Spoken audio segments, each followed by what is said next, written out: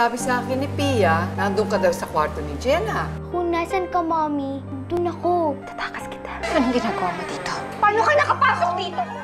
Si Angela ba yun? Kahit sa korte pa yan, mapapatunayan ko na hindi ka fit mag-isang mother dahil baliw ka! Angela! Ano ginagawa mo dito? Nanakawin na naman niya si Jenna, Mami. Dahil anak ko siya. Don't hurt my mommy! Tama na, Angela! Si Jenna po. Jenna!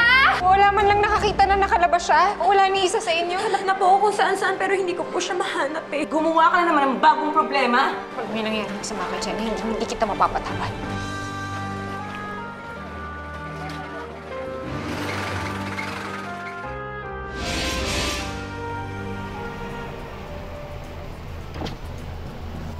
Good evening, ma'am, sir. Good evening po. Taga-Vista Constancia kami. Nawawala kasi anak namin eh. Hinahanap lang namin sa mga katabing subdivision. Wala pong nakapasok na bata rito, sir.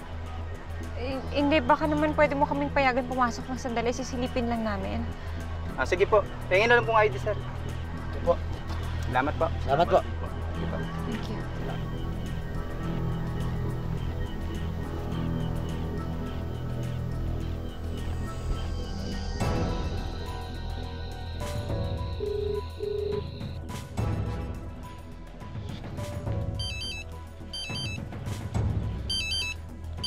Angela. Angela, nasaan ka? Hello, Martin. Tulungan mo naman ako, oh. Tinry ko kasi itakas yung bata. Kaso nagkagulo-gulo kami. Tapos ngayon nawawala na yung bata. Tulungan mo naman ako. Angela, nasaan ka ngayon? Pupuntahan kita. Ikaw naman kasi, Pia eh. Pinapasok-pasok mo pa dito yung Angela na yan. Naawa lang naman po kasi ako kay Angela. Sabi niya po kasi kakausapin na lang si Jenna. Uy, nagpapaniwala ka naman dyan sa babae yan. Niloloko ka lang. O tignan mo nangyari. Hindi ko naman po kasi alam na balak niya itakas ulit si Jenna eh. Sorry po. Sorry po talaga. Alam mo, Pia, kung tutusin, hindi ka naman sa amin dapat mag-sorry. Kaya lang, ipagdasal mo na lang na sana makita ni Rodora si Jenna.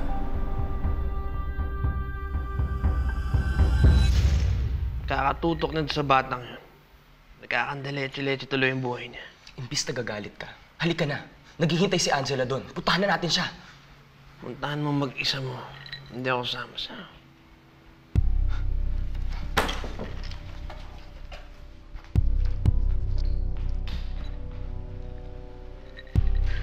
Mas marami pa siyang panahon para sa batang yun. Mas mahal pa niya yung batang yun.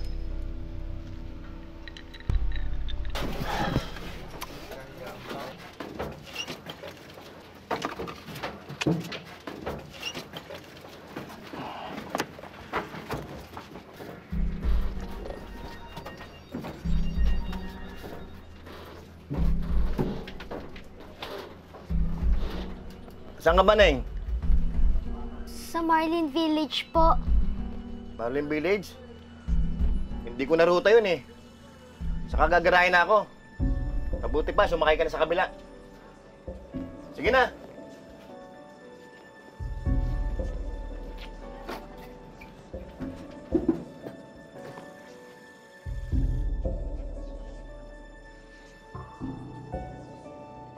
Nakita niyo po, sir? Hindi ho eh. Subukan lang namin sa kabilang subdivision. Sige po. Sir, ito na po yung ID niyo. Okay, maraming salamat po. Sige po. Salamat po. Sige po. Ingat po.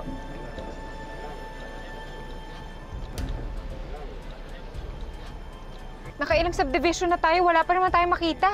Imposible man ang makalabas naman agad yun. Nasaan na ba yung batang yun? Hindi kaya gawa-gawa lang to ni ate?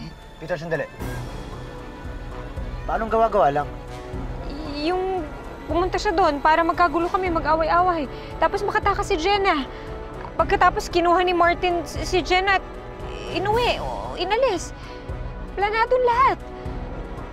Joaquin, baka mamaya inuwi siya dun sa mansyon. Sige, alamin natin yan. Peter, sumunod siya ni Martin tayo. Tama naman sila eh. Dapat hindi na ako nanggulo. Kawawa naman yung bata, nag-away pa kami sa harapan niya. mabigat yun para sa kanya. At least you've learned your lesson. Hindi ka dapat nakipag-away sa harap niya. Huwag na lang ulitin. Pero paano kung hindi na bumalik yung chance na yun? Paano kung hindi na talaga mahanap si Jenna? Angela. Hindi kaya karma to. Karma to dahil kinuha ko si Jenna noon. Baka pinaparamdam sa akin ng Diyos na kung paano talaga mawala ng anak. Hindi ganun yun, Angela. Angela, you have to keep yourself together, okay? Kailangan natin mag-focus para mahanap natin si Jenna.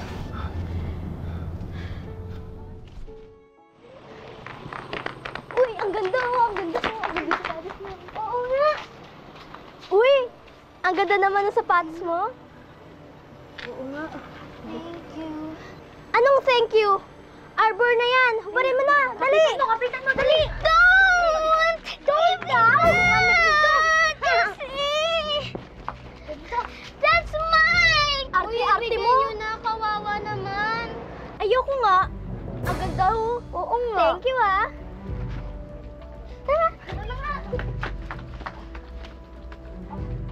Sorry ah. Give it that, that's mine!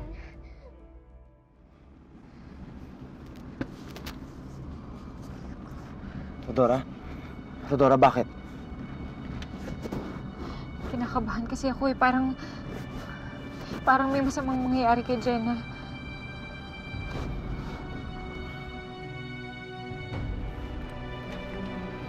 Sir, ano nangyari dyan? May bata po tumawid, nasigasaan. Kawawa nga po eh. Jenna! Jenna!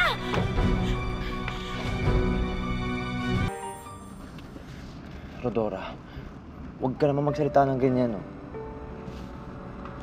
Sa'yo na yung nararamdaman ko eh. Ano magagawa ko, Joaquin? Kinakabahan talaga ako.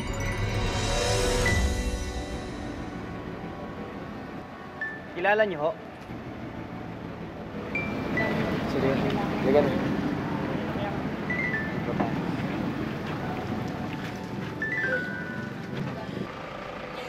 Martin, ang tanga-tanga ko. Mahanap ko talaga si Jenna. Promise ko, hindi na talaga ako manggugulo sa kanila. Angela, everything will be okay. Tulungan kita. Huh? Tara.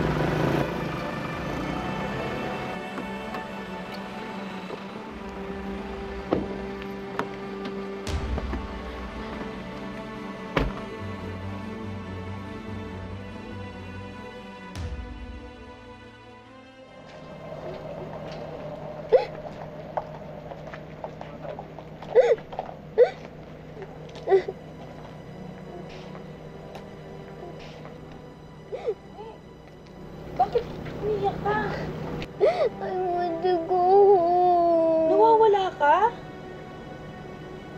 Saan ka ba nakatira? Sa Marlin Village po. Naku, hindi ko pa naman alam yun. Baka may cellphone ka ng nanay mo, tawagan mo para masundo ka. Cellphone? Yan ang pala eh, tawagan mo na.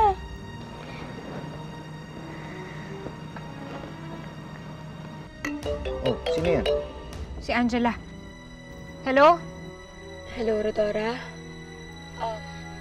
Rodora, tumawag lang ako kasi gusto ko sanang tanungin kung nahanap niyo na ba si Jenna. Huwag mo nga akong artehan. Alam kong nasa iyo si Jenna. Rodora, wala. Humanda ka, babawiin ko sa iyong anak ko. Pabalik kami ng mansyon ngayon. Rodora, totoo nga yung sinasabi ko. Wala sa amin si Jenna. Sa totoo nga, nandito kami sa kali ni Martin eh. Hinahanap namin si Jenna. Rodora, alam ko wala ako sa lugar.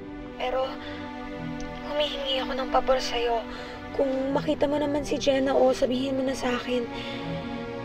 Kasi nag-aalala lang talaga ako eh. I'm sorry, dapat hindi talaga ako ng gulo. Sana naisip mo yan kanina bago mo kunin si Jenna.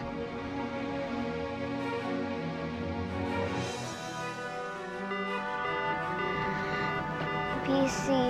Landline. Tingnan mo sa landline, baka doon tawagan natin.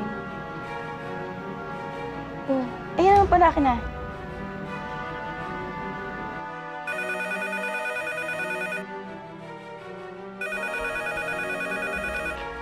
Hello? Good evening. Dito po ba nakatira si Princess? Opo, bakit po? Kasama ko kasi yung bata, nawawala daw siya. Sunduin niyo na, kawawa naman. Nasa po kayo? Malapit kami sa St. Anthony Church. Doon na lang namin kayo aantayin. Sasamahan ko yung bata hanggang sa pagdating niyo. Sige po. Sige po, sasabihin ko po kila ma'am tsaka kay sir. Ayan, susunduin ka na. Tabi mo na yan. Thank you po. Sino yun? Ay, sir, nandyan po pala kayo. Babae po. Nasa kanya daw po si Princess. Nandun daw po sila sa St. Anthony's Church. Itatawag ko po ba kay Ma'am Angela? Huwag na. Akong bahala. Okay. Sige. Oo. Sige. Bye-bye. Sa St. Anthony Church tayo, Martin. Nandun daw si Jenna. Puntahan na natin siya. Sige. Nasa St. Anthony Church daw si Jenna. Peter, bilisan mo. Dalian mo, baka mamaya maunahan pa tayo ni Ate Angela doon. Peter, bilis, Peter.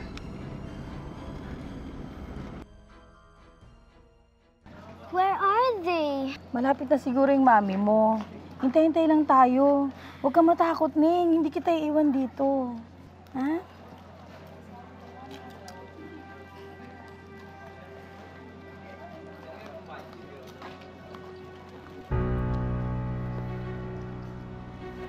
Tito Nico! Pamangkin nyo? Maraming salamat sa pag-alaga mo sa kanya. Wala na ako anuman. Hindi ko na naisin na mawalay siya sa magulang niya. Ina din ako. Sige, paano Iha? Mauna na ako, ha? Thank you po. Sige. Para sa inyo. Ay, wag na ho! Sige na. Pasasalamat. Hindi mo alam kung gaano kahalaga tong batang sa akin. O sige, salamat dito, ha? Sige na, bye-bye. Bye po.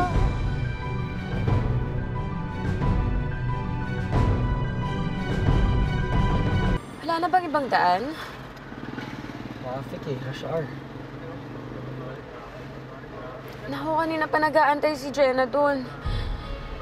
Nakasara na yung phone niya. Hindi ko na nga makontak eh. Baka ano naman nangyaring masama doon eh. Kung magkalala, mahanap natin yung si Princess. Teka lang. Paano pala si Rodora? Di ba tinawagan mo siya? Alam niya kung nasaan si Princess.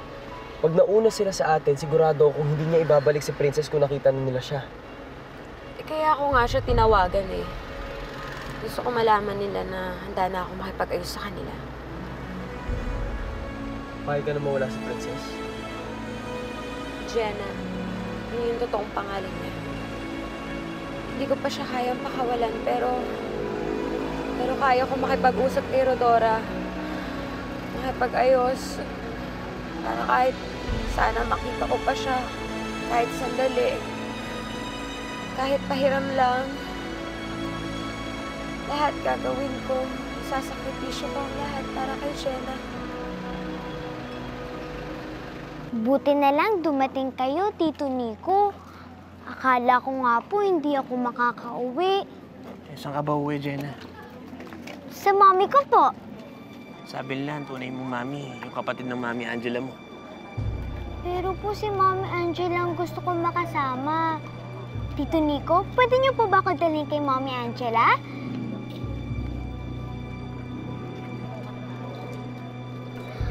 Wow! Magkano po to? Ganda naman. Hali, bayaran ko na. Salamat po, sir. Thank you. Thank you po, Tito Nico. Basta, sumama ka lang sa akin. Akong bahala sa'yo.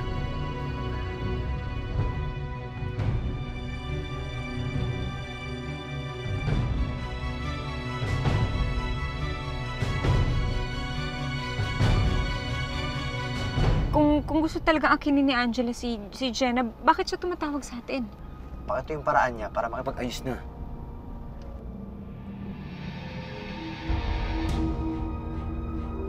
Matagal niya nang inangkin ang anak ko. Malamang, kaya niya ginawa yun. Kasi gusto niya tayong lokohin, utuin. Diba? Ganun lang kadali yun. Eh, paano kung totoo? Imposible. Kilala ko yung babaeng yan. Napakasama ng ugali niyan eh. Kaya nga nawala si Jenna, di ba? Dahil sa kanya. Malapit na tayo sa lugar. Malalaman natin kung ano yung drabalak niya. Joaquin, ayoko mawala. Nakakatakot mawala. Kawawa naman si Jenna. Ayaw! Sana talaga makita na si Jenna. At kapag hindi ko siya nakita, lagot sa akin yung babae niya.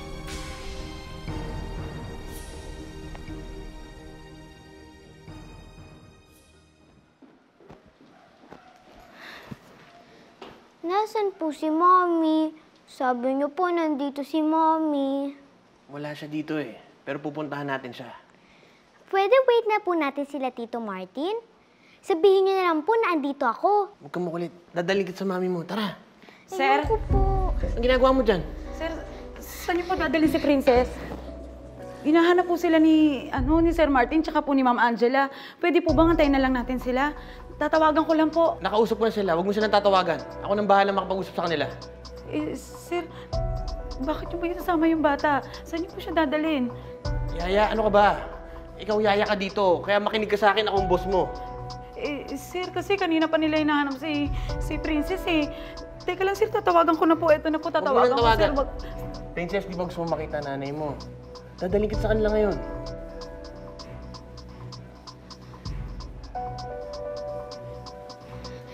Princess. Gusto ko rin naman siya makita eh. Sir, sandali lang po. Tatawagan ko lang po sila, ma'am. Sandali lang po, sir. Huwag niyo po naman nadalhin yung bata. Malilintikan po ako eh. Yaya? Yaya? Yaya? Yaya?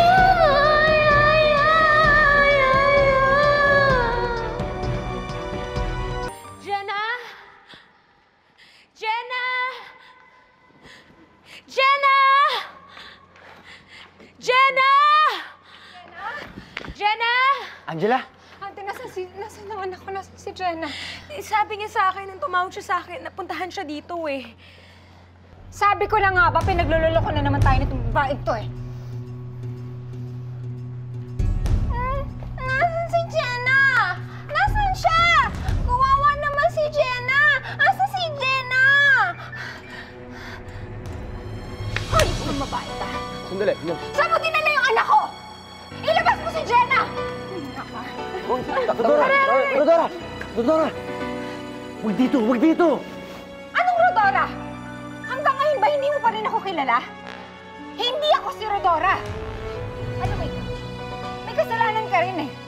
Kung nagpakalalaki ka at hindi mo pinabayaan si Jenna, kung ginawa mo sana lahat na mga kailangan mong gawin, edi sana hindi nawala yung bata! Roxanne, hindi ko kasalanan to.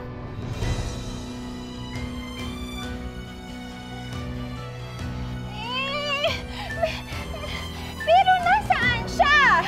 Nasaan si Jenna? Kawawa naman si Jenna! Hindi ko alam, pero sinabi niya lang na nandito lang daw siya. Pero nga namin siya mahanap. Joaquin, nasan ang anak ko?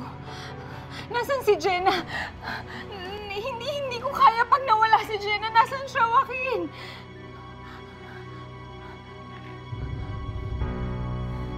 Rodora? Rodora? Rodora! Rodora!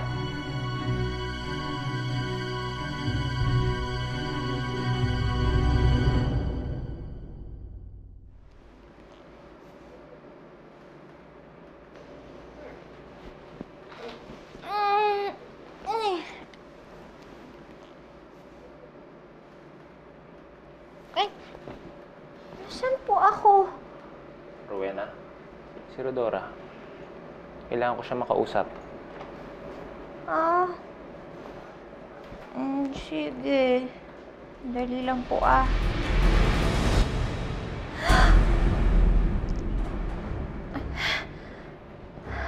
Dok? Dok, nasan ho si Jenna? Nasan ho yung anak ko?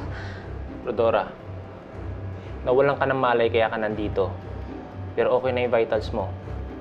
Pero importante na malaman ko kung ano yung mga naalala mo. Dok, kailangan ko umalis. Teka. Kailangan ko mahanap yung anak ko eh. Pasensya ka na. Hindi kita papayagang umalis. Ang importante dito yung kondisyon mo. Hindi. Kailangan ko makita si Jenna. Kailangan ko mahanap yung anak ko. Alam kong nahihirapan ka na at alam kong gusto mong hanapin si Jenna. Pero kailangan mong gumaling. Diyan ka na lang, umiga ka muna. Sino nagsabi sa'yo? Aray ko! Nurse! Nurse! Sandali lang! Nurse! Sandali lang! Hawakan nyo! Hawakan nyo! Sandali lang naman! Ano ba? Hawakan nyo mabuti! Pakawalan niyo ako! Bitawan mo ako! Bitawan niyo ako! Baka kailangan ko nang umalis to! Ano ba? Ano ba? Ate! Ayaw ko!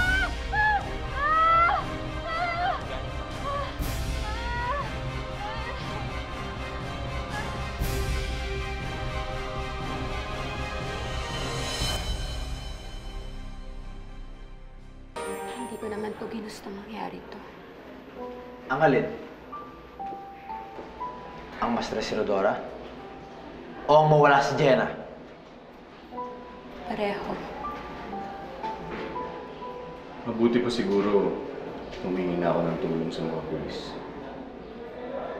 Kapag dumating yung mga pulis na yan, ipakulong mo na rin yan.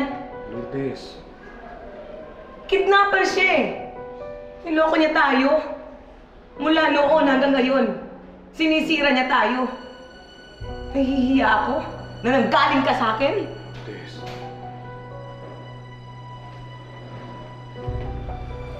Angela. Mabuti pa siguro umalis na kayo.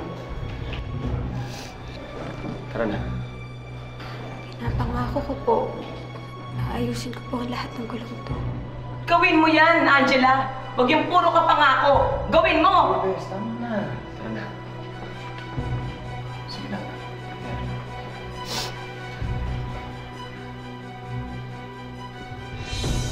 Maayos din natin to.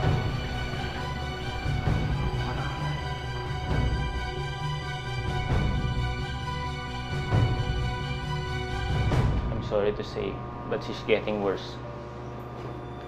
Mas lalong tumindi yung stress na nararamdaman niya dahil sa pagkawala ng anak niya. Anong kailangan gawin? Well, patuloy namin siyang obserbahan. Pero ngayon, tataasan ko na yung dosage ng mga gamot niya. Painumin pa rin namin siya ng mga pampakalma. Dahil pagka nagpatuloy yung stress niya, mababaliwala lahat ng pinaghirapan natin. Dok.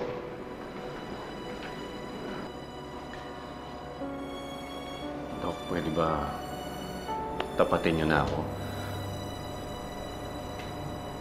Ano ba, may chances ba yung anak namin na bumalik pa sa normal?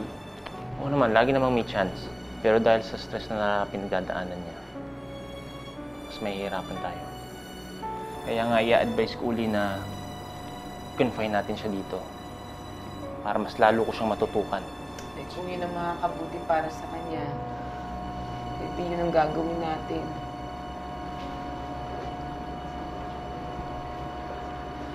Si Jenna. Ang anak namin.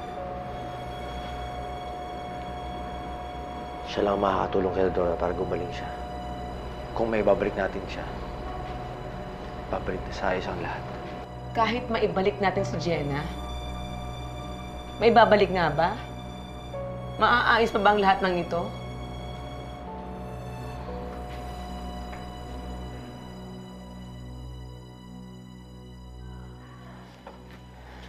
Angela, everything will be alright, okay? Nandyan lang yan sa paligid, maghahanap tayo lang dyan. Kung dala-dala niya pa yung phone niya na pwede niya pa tayo contact. Eh, paano kung nakakuha sa kanya masasamang loob? Paano kung hindi na siya ibalik?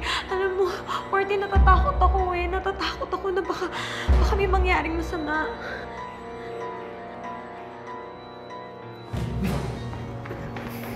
Anong nangyari sa'yo? Sir? Sino? Sir, si Sir Nico. Si Sir Nico, dinala na yung bata. Dinala niya si Princess.